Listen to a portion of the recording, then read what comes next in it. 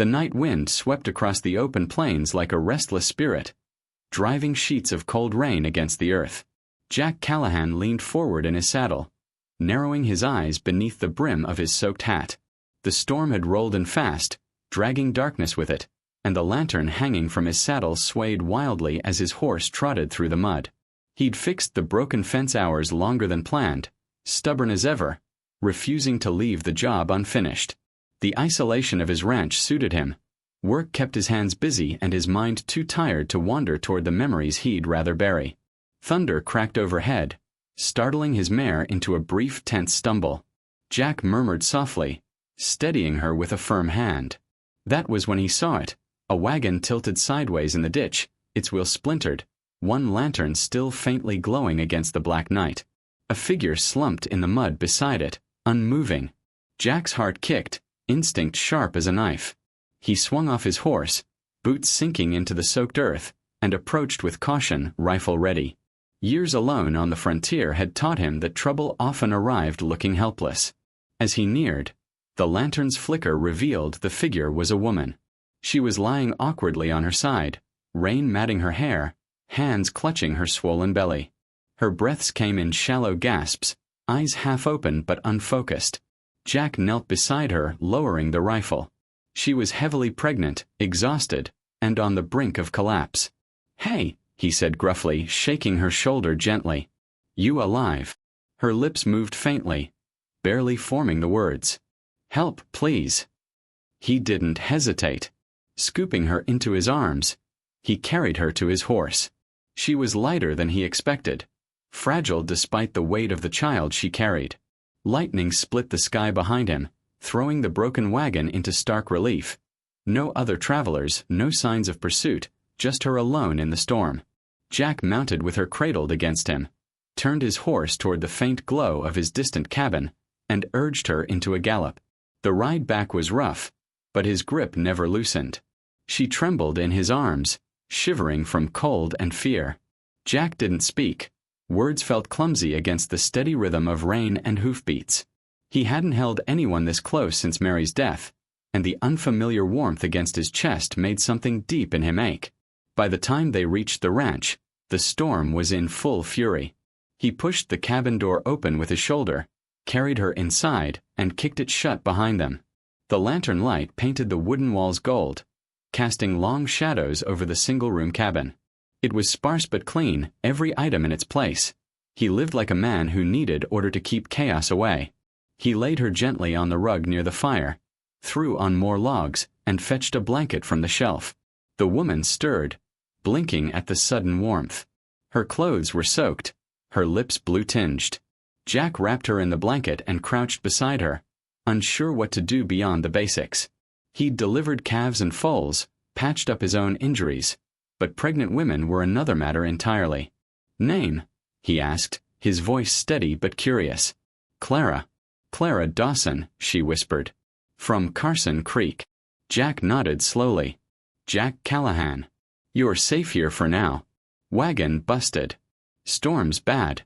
You'll stay till you can travel." Tears welled briefly in her eyes, but she forced a grateful smile. "Thank you, Mr. Callahan." He poured her a tin cup of hot water, added a dash of leftover stew broth, and handed it over. She sipped shakily, her hands barely steady. He noticed how pale she was, how exhaustion clung to her like a shadow. She'd clearly been on the road too long, likely alone. Jack busied himself with practical tasks, though his mind churned. A pregnant widow stranded in a storm. It sounded like the beginning of someone else's problem, not his. He preferred solitude. But there was something about the way she curled up by the fire, as if trying to make herself invisible, that stirred a reluctant protectiveness in him. Morning brought pale sunlight through rain-streaked windows. Clara was awake, sitting near the hearth, rubbing her belly slowly as if reassuring the child. Jack made coffee and bacon without asking whether she wanted any. She ate gratefully, the lines of fear in her face softening a little. In the following days, she recovered strength quickly. She insisted on helping with chores despite his objections. Feeding the hens, sweeping the floor, folding the worn laundry he left untouched for weeks. She moved through his home with quiet determination, not as a guest but as someone trying to contribute. Jack found himself watching her more than he intended. She hummed soft tunes under her breath, tended the small patch of flowers Mary had planted years ago, and coaxed his stubborn cow into giving milk with a patience he lacked. When Bessie kicked over the pail for the second time and splashed milk across the barn floor, Clara laughed. The sound startled him. It had been years since laughter echoed there. At night, though, the walls told a different story. Jack sometimes heard her murmuring in her sleep, caught whispers of phrases like, "They'll find us," and "not yet." She woke sweating, clutching her belly protectively. He didn't ask. She didn't explain. But unease began to creep beneath the newfound warmth in the cabin. One late afternoon, as Jack was repairing the barn roof, movement on the distant ridge caught his eye. 3 riders appeared against the horizon, their silhouettes stark against the fading sky. They rode slowly, deliberately, dressed in dark coats that flapped like wings in the wind. Jack froze, hammer in hand. Visitors were rare, especially in weather like this. He climbed down silently, wiping his hands on his jeans, and watched them approach. The men didn't stop. They passed along the road at a measured pace. But just as they were about to disappear behind a cluster of trees, one turned in the saddle and stared directly at the house. Even from a distance, Jack felt the weight of that gaze. When he returned inside, Clara was standing by the window, pale as ash. Her fingers clutched the curtains so tightly her knuckles whitened. She didn't need to speak. Her expression said enough. "Friends of yours?" Jack asked quietly. She shook her head slowly, terror flickering in her eyes. Outside, the storm clouds were gathering again, heavy and low. Jack set his rifle by the door that night, kept the lantern burning longer than usual, and listened to the wind howl across the plains. Clara sat near the fire, silent, hands folded over her belly. Her gaze stayed fixed on the flames, but her mind was far away. Neither of them said it aloud, but both understood something had shifted. Trouble had found its way closer than either of them wanted. The riders returned 2 nights later. Their arrival wasn't loud or showy. It began with a distant creak of saddle leather carried by the wind, then the faint rhythm of hooves against frozen ground. Jack had been expecting them, though hoping he was wrong. He rose from his chair by the dying fire, took up his rifle and moved to the window. Moonlight revealed 3 figures dismounting near the edge of his property. Their horses waited in the shadows like dark ghosts. Behind him, Clara stirred. She'd taken to sleeping lightly, as though her body refused to forget the danger she'd fled. When she saw his expression, fear sharpened her features. "They've found us," she whispered, barely audible. Jack didn't ask how she knew. He only said, "Go to the root cellar. Don't come out until I say." She hesitated, clutching her swollen belly. "Jack." "Now." His tone left no room for argument. She disappeared through the trapdoor while he doused the lantern and moved silently toward the door. The night outside was bitter and still. He stepped onto the porch, rifle leveled, and called out, "State your business." One of the men stepped forward, his coat brushing the dirt. He was tall, clean-shaven, with a grin that didn't reach his eyes. "We're just lookin' for a woman. Traveled this way not long ago. Pregnant. Alone. Can't miss her." Jack's finger tightened around the trigger. No woman here but the ghosts. The man's grin widened. "See, that's funny. Folks around Carson Creek said she was headed this way. And I got a real good nose for liars." Before Jack could respond, the second man shifted, and he saw the glint of a revolver.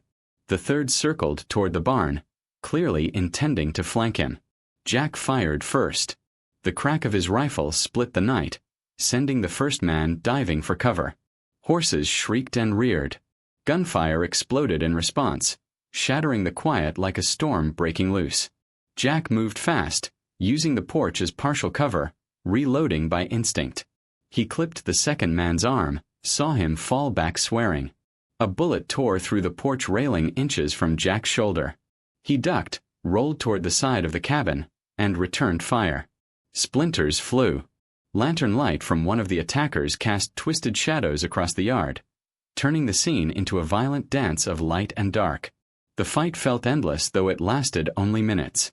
Jack was outnumbered but not outmatched. Years on the frontier had made him efficient. He caught the third man by surprise near the barn, knocked him flat with the butt of his rifle, and left him groaning in the dirt. The other two, realizing the ambush had failed, mounted their horses and fled into the darkness. Their leader shouted something indistinct over his shoulder, a promise, not a retreat. When silence returned, Jack's breathing was ragged. Pain throbbed in his side. One bullet had grazed him. He pressed his palm against the wound, forcing himself to stay upright. He couldn't afford weakness. Not tonight. He lifted the cellar door. Clara's pale face emerged from the shadows below, eyes wide. "Are they gone?" "For now," he said. "They'll be back." She climbed out carefully, tears threatening but held back. "I never meant to bring this here," she whispered. Jack looked at her, really looked, and saw the truth she carried like a heavy stone. Whatever had happened before she arrived, it wasn't just fear driving her. It was guilt. Later, as he cleaned his wound at the table, she sat across from him, silent. Finally, she spoke. "My husband owed them money. A lot. After he died, they came for me. Said he hid something, gold maybe. I told them I didn't know where it was. They didn't believe me." Her voice broke. "Their leader. She faltered, gathering herself with visible effort. "He hurt me. That's how I became pregnant. I ran before they could decide what to do with me." Jack didn't speak for a long time. Her confession hung in the room like smoke, acrid and heavy. He'd suspected something dark trailed her, but hearing it was different. Rage simmered beneath his calm exterior. Not at her, but at the cruelty she'd endured. "You should have told me sooner," he said finally, his voice low.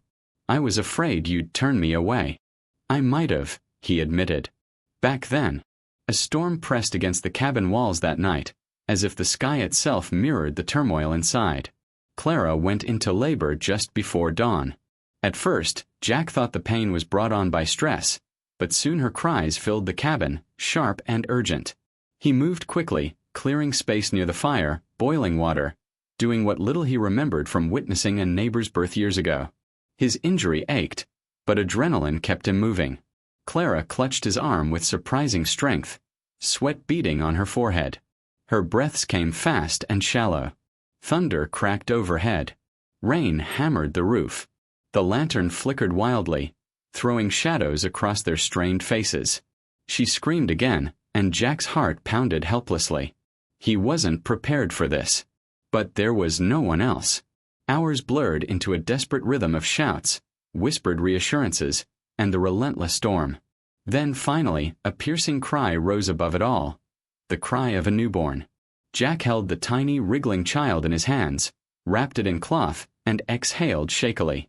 Relief washed over him like a tide.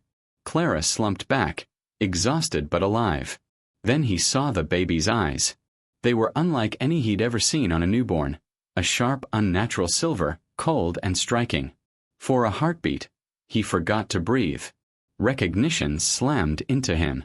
Those eyes belonged to the gang's leader, the man he'd glimpsed in the lantern light during the fight, the same cruel gleam that had watched his house from the road. Jack stumbled back, heart hammering. The truth was undeniable. Clara's earlier confession echoed in his mind, sharp as broken glass. This child carried the face and the legacy of the man who'd hunted them. Clara stirred, weak but aware.